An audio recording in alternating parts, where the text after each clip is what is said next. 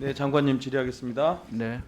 지난 9월 7일 행안부는 보건복지부 소관 보건의료인력정책심의위원회를 보건의료정책심의위원회에 통합하는 내용을 포함한 정부위원회 696개 중 246개를 통폐합하겠다는 계획을 발표했습니다. 알고 계시죠? 네, 알고 있습니다. 중복합되고 불필요한 위원회를 통폐합하는 것이야 기본적으로 저희들도 찬성할 수밖에 없겠죠. 네. 그런데 살펴봤어요. 보건의료인력정책심의위원회는 근거 법령이 보건의료인력지원법에 근거하고 있죠. 네, 그렇습니다. 보건의료정책심의위원회는 보건의료기본법에 근거하고 있어요. 네.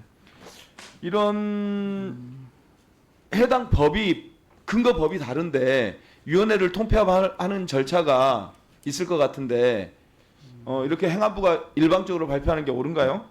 네, 뭐 저희랑 협의를 했습니다. 일방적인 건 아니고요. 그 협의했다는 얘기를 들어서 저도 확인해 봤어요.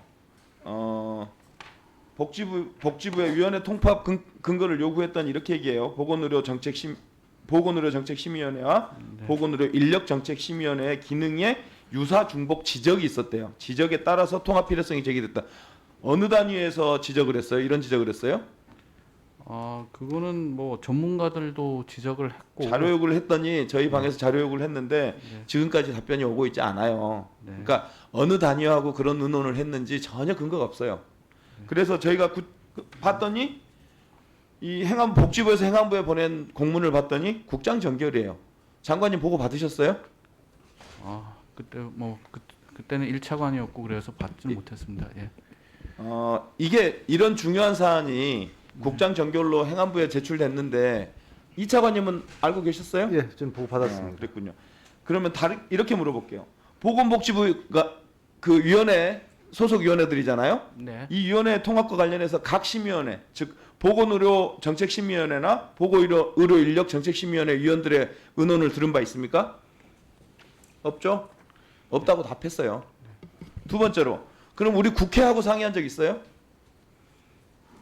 자, 근거 법령이 각기 다른 조직위원회인데 이 위원회에 통합하는 문제에 있어서 법을 다루는 국회와 혹은 해당 심의위원회와 전혀 상의 없이 통합을 추진하는 게 가당키나 한 소린가요, 사실은?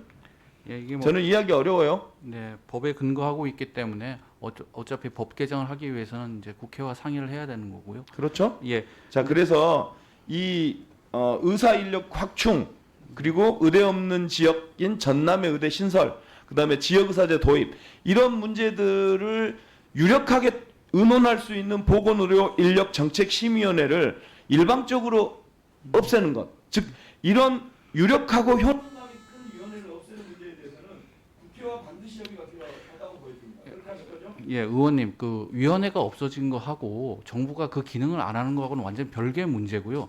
제가 보기에는 의료정책위원회하고 보건의료인력정책위원회는 서로 연계해가지고 운영하면 더 시너지 효과가 있을 거라고 판단이 됩니다. 일반적인 의미에서의 보건의료정책심의위원회는 포괄적 기능을 하는 거잖아요. 네, 그리고 보건의료인력정책심의위원회는 그 의료인력의 확충과 공공의료를 확충하는 문제에 대해서 각각의 기관을 대표하는, 즉 사용자 대표하는 한국노총과 민주노총, 그리고 공신력 있는 시민사회단체, 그리고 병원단체, 의사단체, 약사, 한의사, 간호사 등 의료단체, 그다음에 의료 전문가, 그다음에 정부기관이 다 들어가 있는 거예요.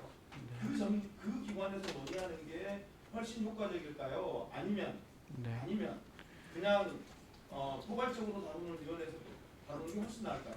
저는 전자라고 생각하거든요. 그런 필요성에 대해서는 저는 우리 국회하고 충분히 상의해 주십시오.